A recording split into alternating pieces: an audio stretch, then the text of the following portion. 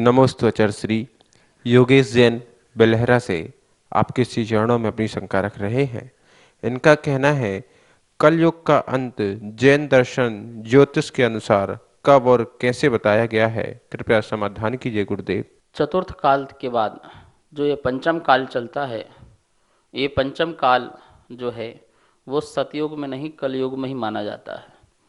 क्योंकि सतयुग वह है जहाँ पर जीव जो है निर्वाण को प्राप्त कर सके, मोक्ष को प्राप्त कर सके।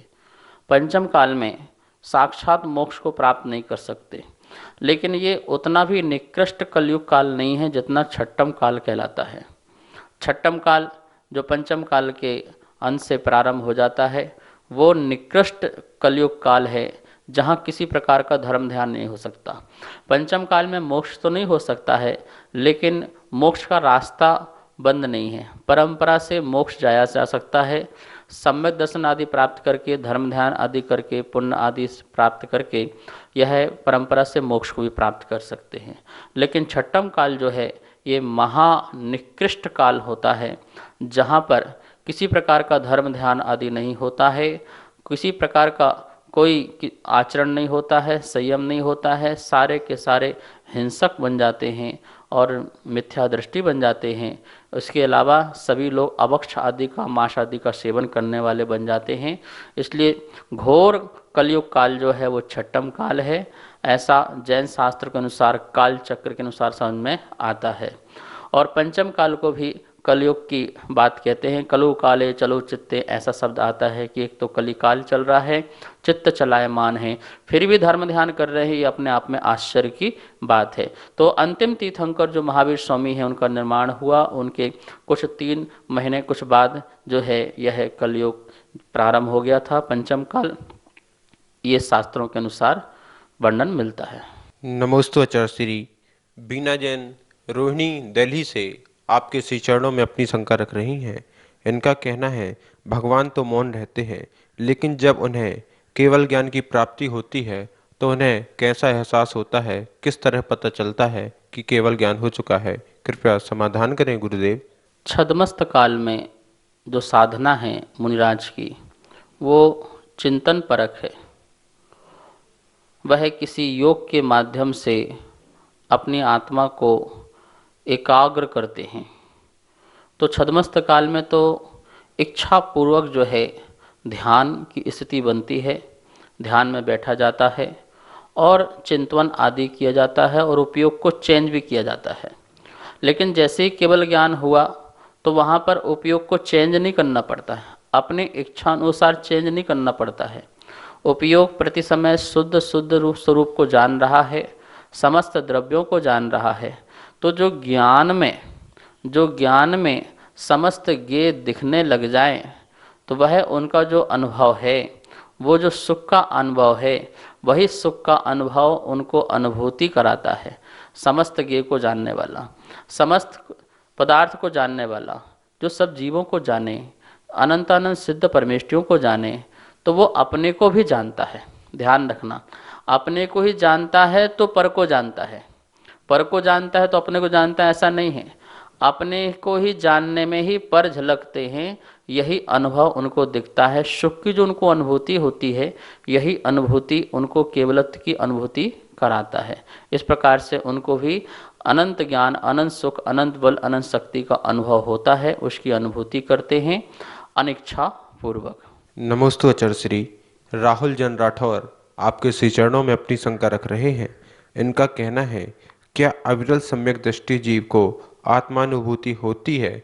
अगर अविरल सम्यक दृष्टि को आत्मानुभूति नहीं होती है तो उसको निश्चय सम्यक दर्शन कैसे प्राप्त होता है, कृपया समाधान करें गुरुदेव। सम्यक दृष्टि को आत्मानुभूति, देखिए सम्यक दृष्टि को आत्मानुभूति नहीं होती है, आत्मा का ज्ञान हो सकता है, सौ पर का ज्ञान हो जाता है। अनुभूति मतलब अनुभव, अनुभव मतलब शुद्ध उपयोग। जो उपयोग की शुद्धता है वो उसे जो है सम्यक चारित होने पर ही होती है। जो निश्चय की बात जो चल रही है, तो निश्चय सम्यक दर्शन, निश्चय सम्यक ज्ञान, निश्चय सम्यक चारित जो है रत्नात्रय व्यवहार रत्नत्रय के साथ उसे निश्चय की प्राप्ति होती है। जब तक तीनों रत्नत्रय एक साथ ना हो, मतलब सम्यक दर्शन, सम्यक ज्ञान, सम्यक चारित्र तीनों एक साथ ना हो, तब तक निश्चय, सम्यक दर्शन, सम्यक ज्ञान, सम्यक चारित्र भी नहीं होता है। अभी हम परमात्म प्रकाश पढ़ रहे थे, उसमें टीका में लिखा हुआ था कि वीतराग चारित्र होने पर ही निश्चय सम्यक तो होता है, उसके बिना निश्चय सम्यक तो नहीं होता है।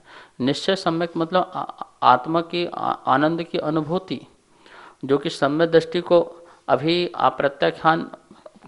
प्रत्याख्यान आदि कषायों का उदय चल रहा है, जिसके कारण वह जीव जो है साक्षात आत्मा की अनुभूति नहीं कर सकता, उसको भेद ज्ञान होता है।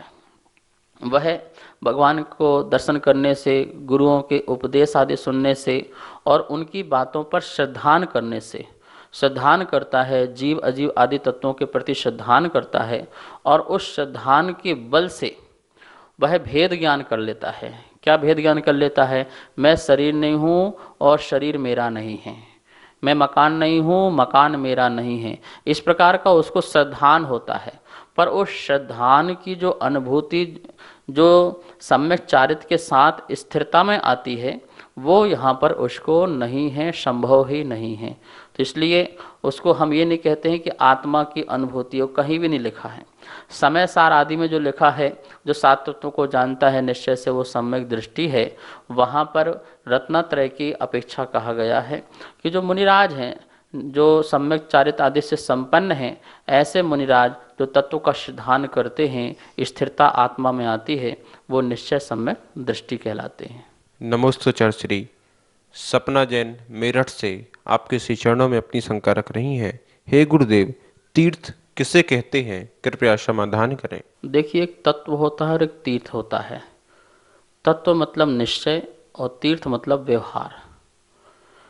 जो व्यवहार निश्चय का ज्ञान कराए उसे हम तीर्थ कहते हैं।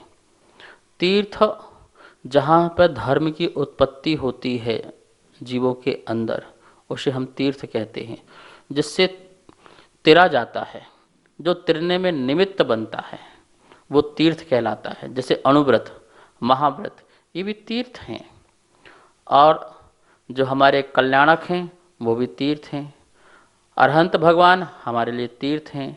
पंच परमेष्टि हमारे लिए तीर्थ हैं, क्योंकि इन शुभ निमित्तों के माध्यम से हम अपने जीवन को संभालते हैं, हम अपने जीवन को संभालते हैं, अपने जीवन को सुधारते हैं, इसलिए इसको तीर्थ कहते हैं। तो तीर्थ मतलब जिससे तिरा जाता है। सभी को सादर जय जिनेन्द्र। जैसा कि आप सभी को विदित है कि पूज्य गुरुदेव के द्वारा नित्य आगम के अनुसार आप सभी की शंकाओं का समाधान किया जा रहा है, जो कि पारस चैनल के माध्यम से नित्य शाम को प्रसारित होता है, और पाठशाला भी प्रचारित की जाती है, जो कि तत्वार स्वाध्याय की पाठशाला होती है। ये प्रोग्राम पारस चैनल में शाम 5 बजे से 5:40 तक चलता है। आप सभी अवश्य देखें, और जिस प्रकार से संबंधित, किसी भी प्रकार से संबंधित ये कोई भी शंका आपके मन में है, तो आप नीचे दिए गए नंबर पर भेजें। आपकी शंकाओं का समाधान पूज्य गुरुदेव के मुखारविंद से आगम के अनुसार किया जाएगा। जय जिनेन्द्र।